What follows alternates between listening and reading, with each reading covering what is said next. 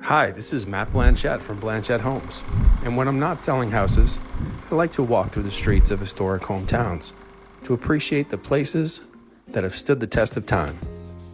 Walk with me. Hello and welcome back to another edition of Walk With Me. We are here on this beautiful day with Miss Farish, who's also looking beautiful herself, with this best dog on the block, Lincoln. Hi, buddy. He's so curious. We're here at Strawbery Banke. Couldn't have asked for a better day.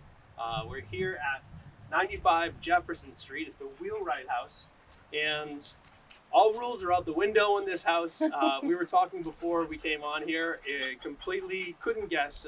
It has some Georgian style with the spacing of the windows. It's 6/6 hung windows, but we see some Greek Revival features with the trident pediments above the windows. The Doric fluted pilasters, and it's a double bay. Means it's 2 rooms deep, and it's got a high fieldstone foundation, which were all features that had me guessing. I can understand that it was close to the water with puddle dock, and so that's why you see the high fieldstone foundation. That makes sense. But let's start with, why is it asymmetrical in your best guess? Because that's how they built it. There you go. That's the official Strawbery Banke answer. That's how they built it. That's how they built it. So I thought that a key feature of Georgian was that it was symmetrical, but again, I mean, Miss Farish would be the authority here. It can be. Okay. So this house was built during the Revolution, so Yep. we'll say circa 1775, 1780 or so. Mm-hmm. And it's actually kind of on a lower style scale than some other Georgian houses that you'll see Alright, around, stay tuned. including the Chase House. As a So teaser.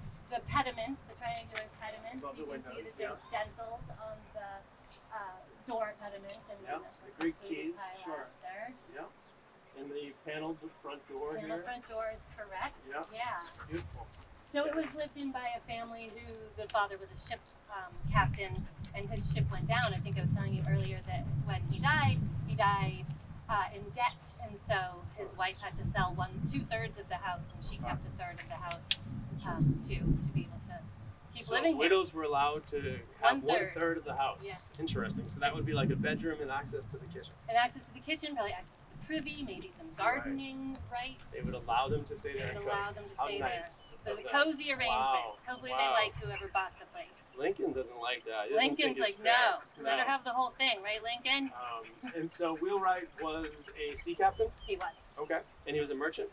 He was. Okay. All during the Revolution. Excellent. Beautiful. He sailed on the Raleigh, which is a ship that was built here in Portsmouth and was a big part of the Revolutionary War. And you'll see on the New Hampshire State Seal. Yeah, 1780. So that's really right after Right. the big game. Yeah. Nice. I like it. Cool. Anything else that sticks out, or reasons why you enjoy this house in particular?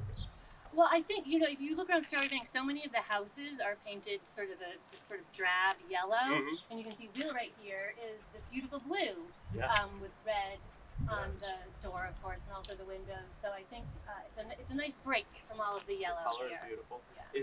Do you know if there were any additions to the house, or is this all pretty much the original structure? There was an addition. You mentioned that Mhm. it felt a little strange because it's a Georgian Asymmetrical. structure. Yes. So there was an addition Okay. to the, I guess, left of this Any part of the idea when that building. might have been? That's much later, so that's in the Victorian period, Okay. and then of course when we were restoring it Yeah. to the period of its construction, we took that off. Interesting. Oh, Yeah. so you took the addition off. We took the addition off, Really? which is not something that we would necessarily do now. Preservation has sort of changed, and now we approach it much more like with a bell jar, like you don't take away unless you're restoring to a specific period, which we're doing here. You don't really take things away. Yeah. But when this was restored, had to have been sometime in the 1980s. That's what they decided to do. Interesting. So there you have it. Thank you very much, You're Ms. very Farish. welcome. It's our first house for this lap around. It's a beautiful day. We're going to see a few more houses, so Yes. stay tuned at home. We'll see you next time. Thanks for walking with us.